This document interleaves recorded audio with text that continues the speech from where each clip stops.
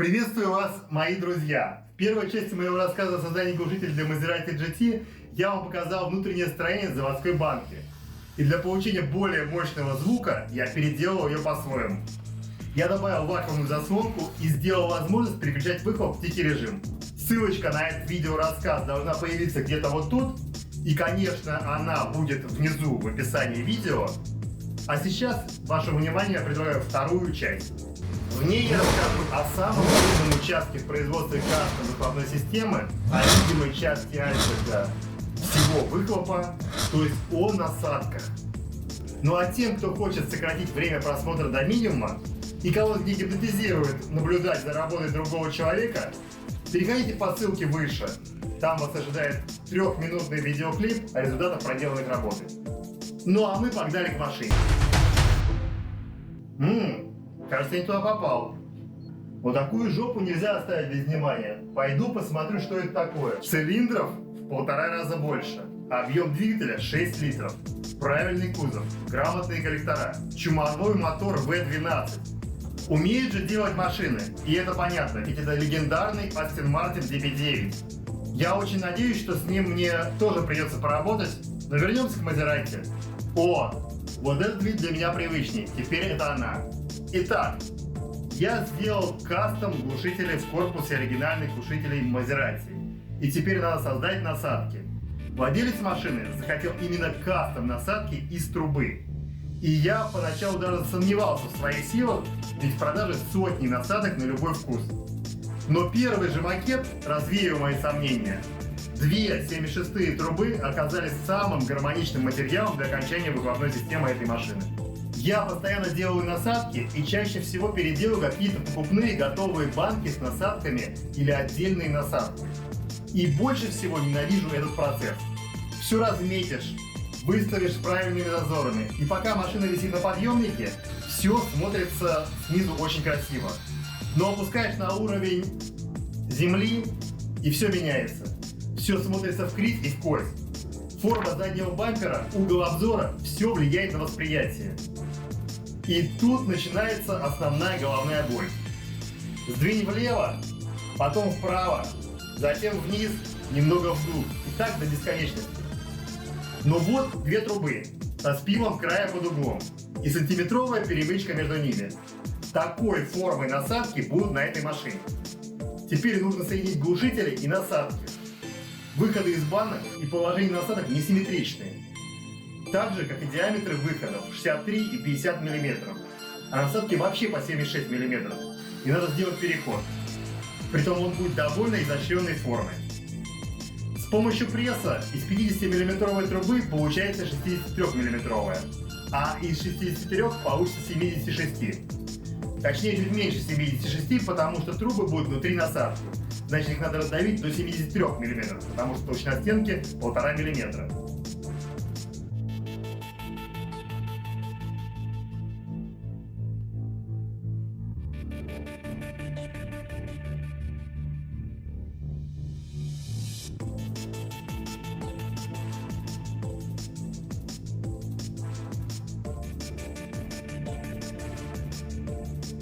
Теперь надо примерить макет на машине, потом прихватить сваркой эту конструкцию, потом все разрезать и снова собрать для примерки.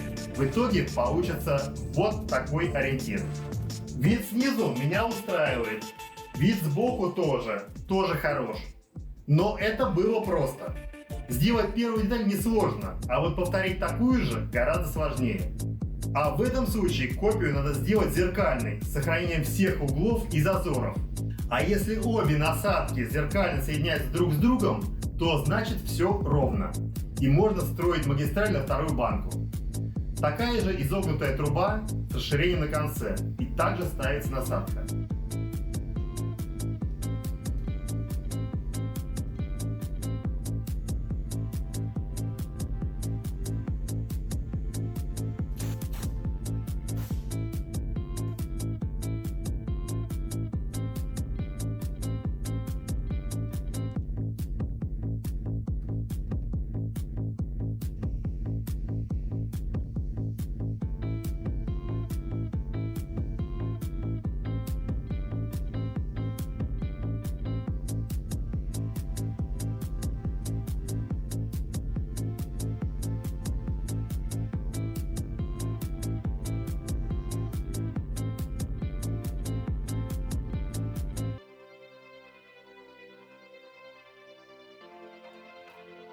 Получилось красиво, но вытащить глушители вместе с насадками сейчас не получится.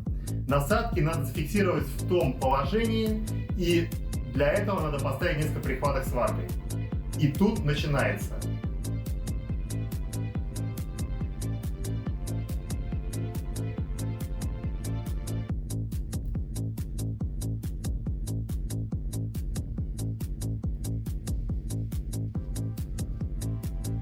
Несколько переломов костей руки и новая конечность в виде щупальцы пролезает до места сварки.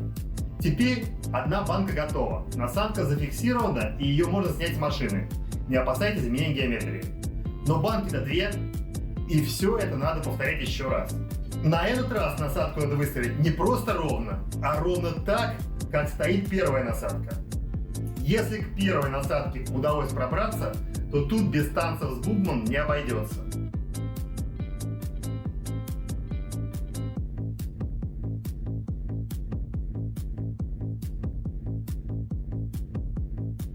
Итак, впервые на арене, стоя на одном колене, вторым нажимаю на сварочную педаль, левой рукой держу горелку, а правой присадочную проволоку.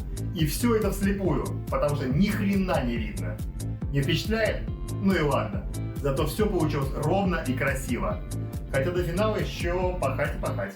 Оставшиеся пару прихваток уже поставить проще, и банки в сборе с насадками снимаются на стол.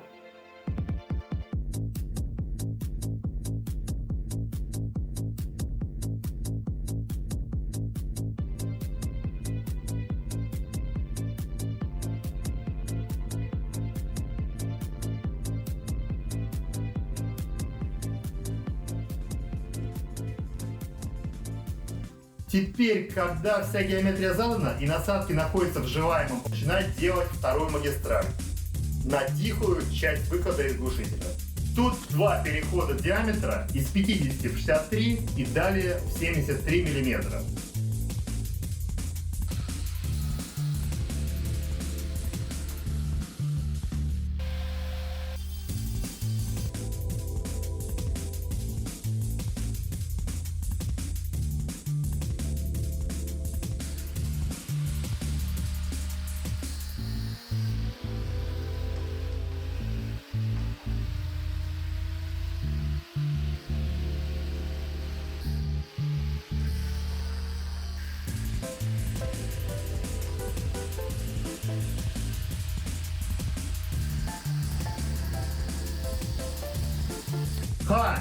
Бывает и такое. Я уже слышу ваши гневные возгласы про отсутствие защитного кожуха на болгарке, про торчащие диски в черепах и отрезанные пальцы. Все это я знаю. Я не хочу подавать пример опасной работы с этим инструментом, поэтому в будущем обещаю поставить защитный кожух. Надеюсь, мне удастся переделать его для удобной и безопасной работы. Я планирую посвятить этой теме отдельное видео, и как только оно выйдет в свет, где-то тут появится на него ссылка. А пока просто надо поменять диск и продолжать начатое. Защитные очки-то у меня надеты. Трубопровод тихой насадки также получится извилистой формы, но работать с ним гораздо проще. Банки лежат теперь на столе, они висят за бампером под машиной. Тетрис из конусов и угловых сегментов собирается во что-то целое. Люблю, когда сохраняется диаметр трубы во всех ее изгибах, поэтому в 99% случаев не делаю спилы под углом, а режу сегменты из 90-градусного гиба. Пусть в этом месте это не совсем принципиально, но лучше не расслабляться.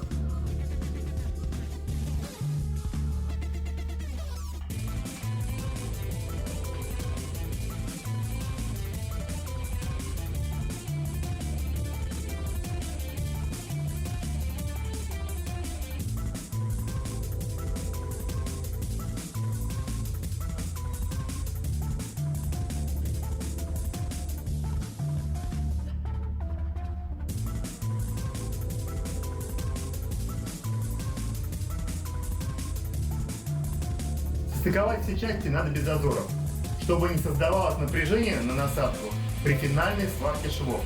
Иными словами, чтобы все не увело в сторону при сварке. Поэтому приходится по долям миллиметра менять углы, под которыми стыкуются детали.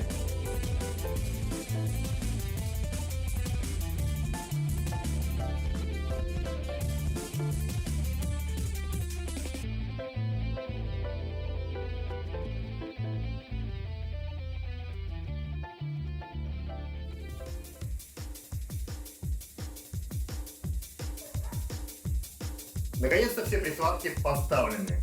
И в итоге получается конструкция нужной формы. Но впереди еще одна такая же. С ней алгоритм действий уже известный, и дело делается намного быстрее.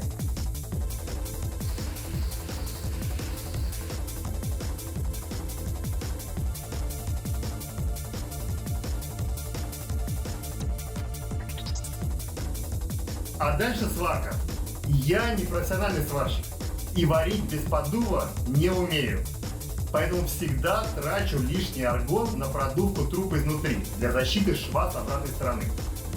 И, как говорят бывалые сварщики, на бесполезную работу, потому что ОТК все равно не примет мою лепнину. Но я не собираюсь сваривать подводные лодки и чугунные мосты. А гладкий и красивый шов внутренней стороны трубы меня лично очень радует. Так что да здравствует поддув. Это был сарказм, если что. Полдела сделано. Теперь можно провести контрольную примерку на машине. А почему только полдела? Да потому что я обварил только соединение громкой насадки. И убедившись в ровности конструкции, смело могу приступать ко второй. Я не стал обваривать обе насадки на глушителе, а сначала обварил одну, примерил ее на машине и теперь свариваю другую. Когда есть доступ ко всем участкам, намного проще обварить все швы.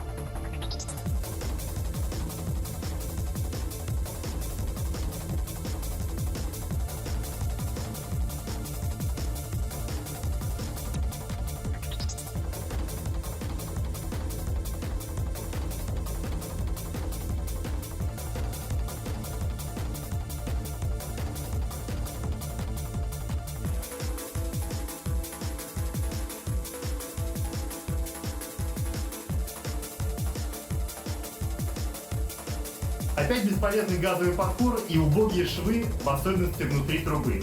Отвратительно гладкие, без прогара. И зачем это все внутри надо? Все равно никто никогда это не увидит.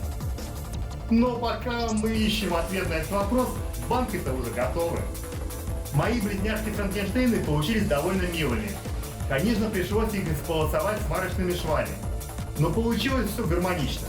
И мне кажется, вполне можно ставить на Мазерати. Хотя на ее месте может быть любая машина от таза до ваза. А брейк-то реально дешманский получился.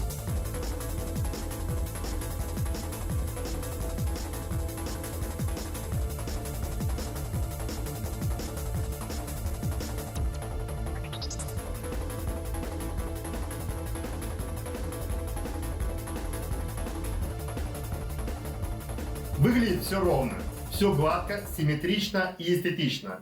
Я доволен проделанной работой, а главное, доволен владелец машины. А нам осталось победить севший аккумулятор и проверить, как же оно звучит. Особо придирчивых попрошу надеть наушники, а то звон этой консервной банки будет не очень отчетливо слышен.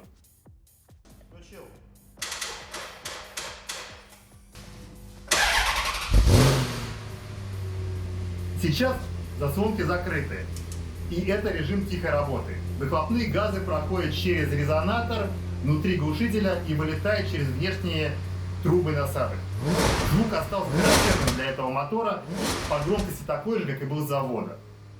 Но теперь заслонки открываются, проходят обе части насадок. Рваный звук наполнился низкими частотами. Поток беспрепятственно через большую акустическую камеру выходит наружу. Жаль, микрофон и наушники не передаст этого в полной мере, или я пока не научился записывать этот звук правильно.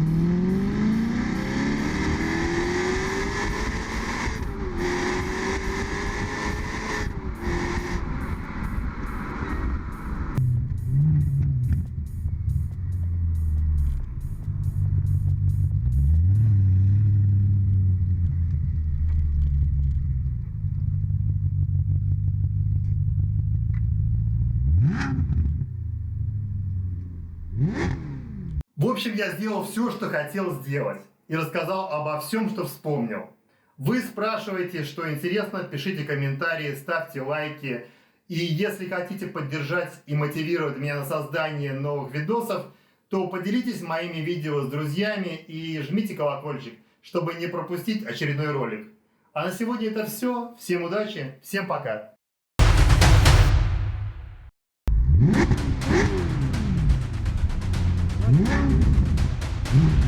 Mm-hmm.